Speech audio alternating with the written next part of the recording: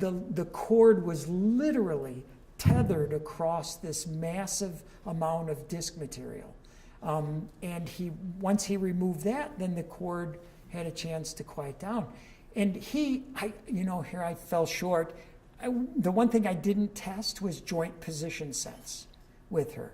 And I said, so I couldn't find anything. He said, neither did I, except for joint position sense. And her joint position sense was lost. Where's your thumb? Is it up? Is it down?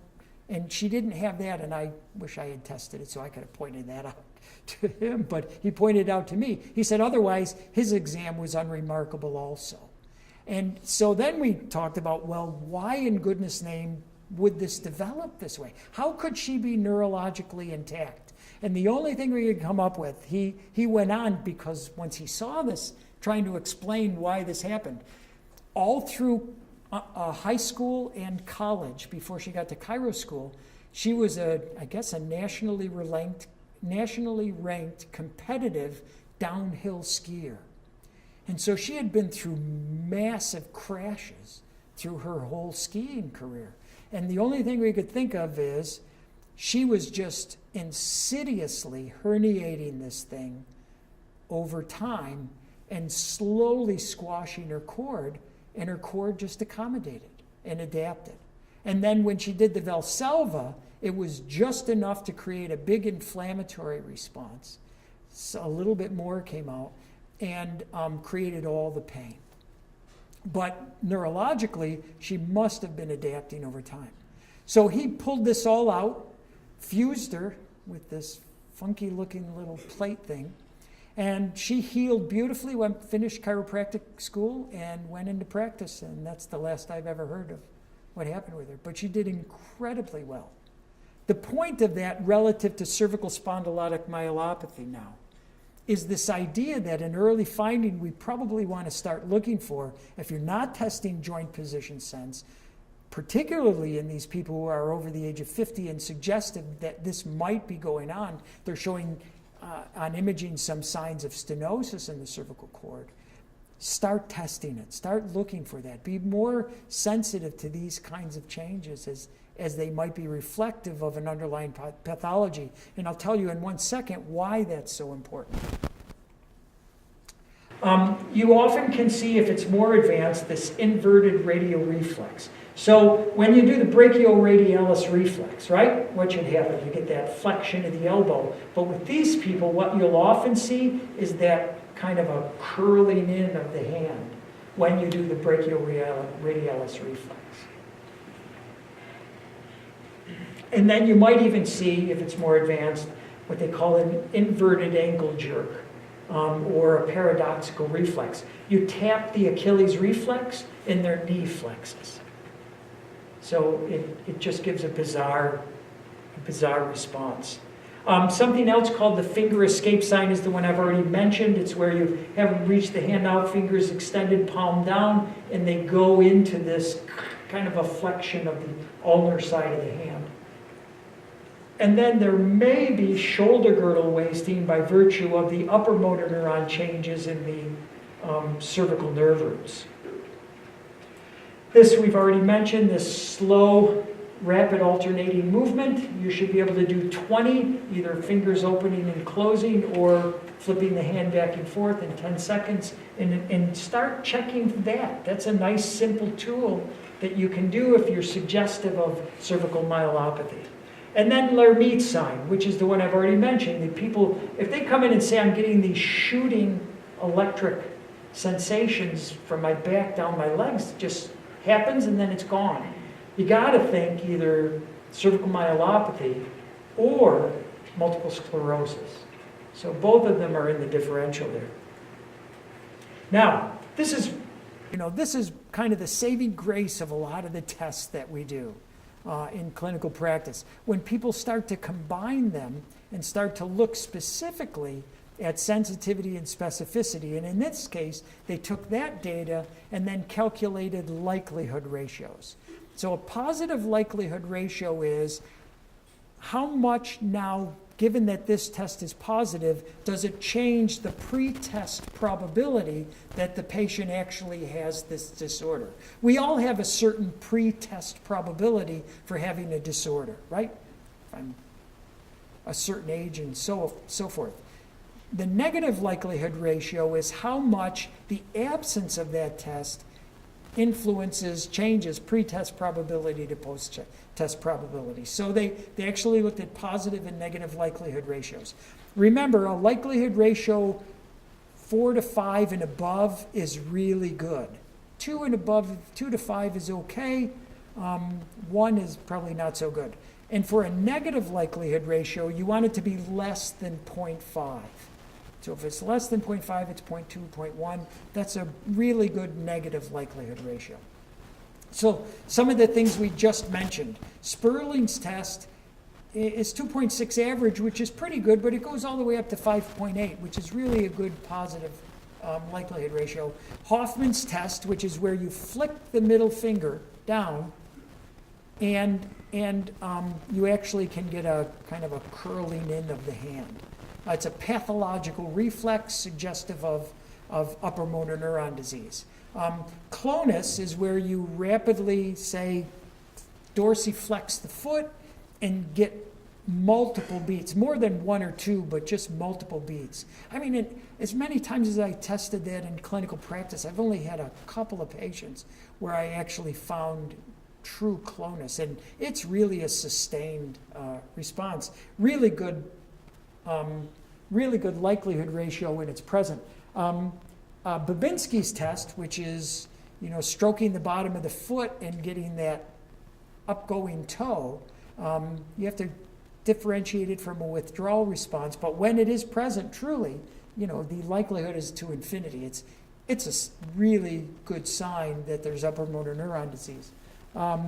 Gait deviation, the ataxic gait is good. Hyperreflexia of the biceps, now you're showing upper motor neuron changes in the upper extremity. This inverted supinator sign is the radial reflex where you tap the brachioradialis and get a flexion of the hand.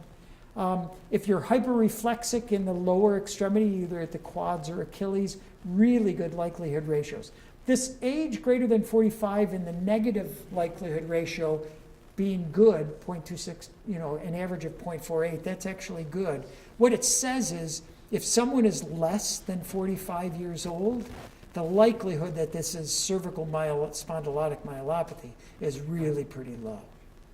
So if they're less than 45, I wouldn't really entertain this as a diagnostic possibility. Now, as I mentioned, when they started to combine these results now, you can even get a little bit better. So the 5 tests they used here are this ataxic gait, positive Hoffman's, inverted supinator sign, the brachioradialis reflex, a Babinski's test, and over the age of 45 years old. And what they found was when you combine these tests together, where 4 out of the 5 are positive, look, the positive likelihood goes to infinity. So if they're positive on 4 or 5 of these tests, this is what's going on.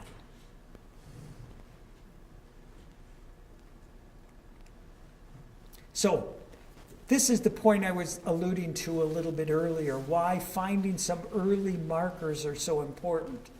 In this study by Balbeck, it was the time to diagnosis from when their symptoms started on the average cervical spondylotic myelopathy patient was over 2 years. So these people are going on a long time before they're finally being determined to be what's actually there. Since we started a little late, I'm going to go a little bit past the 10:30 mark for our break, but as soon as I finish this, we'll take a break. Other findings, 86% show radicular lower motor neuron changes in the upper extremity. They show some ataxic gait in almost 70%, upper limb weakness in 60, neck pain in 60, paresthesias in 50, lower extremity weakness in 40% of them, so it's not as common as the upper extremity stuff. And then fine motor coordination loss occurred in 36%. And look, this was a really late finding and not very helpful. If they're at the point of urinary incontinence, everything else is probably very advanced. So having this on your radar in somebody over the age of 50 and being sensitive to it is really important. MR investigation is probably the best way to help identify, the cord. And here in a T2 weighted image with water, you can even see the hyperintense signal starting at the part of the cord where the compression is occurring. And normally, the AP diameter here should be about 17 millimeters, with the cord taking up, as I mentioned, 10. So they have established that if this AP diameter is less than 13 millimeters, it's strongly suggestive of stenosis and potential myelopathy. A big question is, when you see a patient with a mild amount of stenosis in the cervical cord where the risk is of some myelopathy, what do you do about it?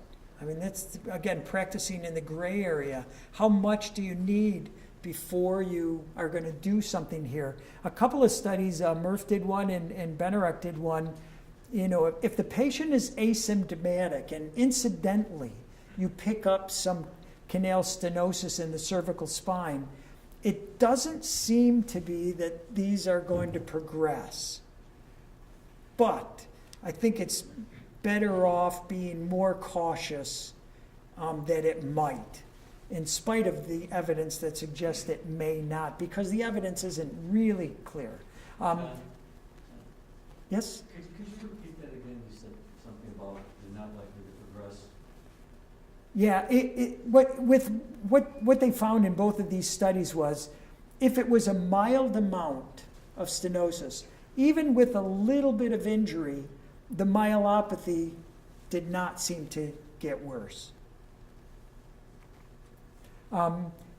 There is a scale that was done in Japan, Benzel reported on this, where they gauge, you can actually quantify severity of cervical spondylotic myelopathy. So this is specifically the myelopathy component of it that they're trying to gauge the severity of. So they have a motor dysfunction in the upper, in the lower, a sensory dysfunction in the upper, and if you're getting into sphincter control problems. And there's a scale of 0 to 5, where 0 is you can't even move your hands, to 5, which is you're normal. And so if you score less than 12 on this scale, on this Japanese scale for myelopathy, you're considered to be moderate to severe. And those people absolutely need neurological consult and neuroorthopedic surgical opinion. Now, Oshima did a study where they actually found a few criteria that may suggest who's at risk for progression of myelopathy. And if the patient, this is interesting, if they have really a high global cervical range of motion. So you have a 75-year-old patient who's showing some maybe early changes suggestive of myelopathy, and they are just really flexible with cervical range of motion, you might want to call for a neurological consult, just by virtue of the fact that that's a risk factor for who could progress, their myelopathy could progress. If the kyphotic angle is at the level of maximum compression on an imaging study, or they actually have a spondylolisthesis at the level of maximum cord compression, those people are at risk for progression of the myelopathy. So you absolutely want to make sure they have neurological and or surgical consultation. So what do you do with these people? Someone who has some, say, mild evidence of myelopathy. I think the natural history is that you really can't predict. In spite of this, you really don't have any accurate way of understanding who's going to get worse and who's not. So err on the side of caution, get a neurosurgical consult, get a neurological opinion if you're suggestive of this. In this data pool of patients with myelopathy in 99, 20% improved, 40% kind of held their own, and 40% got worse. without doing some kind of an intervention. Always monitor for progression. Whether you're comfortable doing that, probably more appropriate to have a neurologist monitoring that progression. You should advise the patients when there's any evidence of myelopathy to avoid high-risk behaviors, heavy lifting, overhead work, risk of falling. Are they doing something that's putting them at risk of falling? And they, as I mentioned, they should all have at the least a baseline surgical neurological consult so they know what they're dealing with. Some suggestion that maybe using soft collar, NSAIDs, physical modalities can be palliative. And the role of epidural steroid injections is not well defined and probably not appropriate. And surgery, the decision of at what point do you go with a surgical intervention is dependent on multiple criteria, which I'm certainly not in a position to be defining. The surgeons have much discussion about at what point do you actually go in, and are you trying to address just the radiculopathy components? Do you then go after if there's upper motor neuron changes? So their decision-making process is its own series of lectures. All right, let's take a 10-minute break, and then we'll come back and pick up with syringomyelia.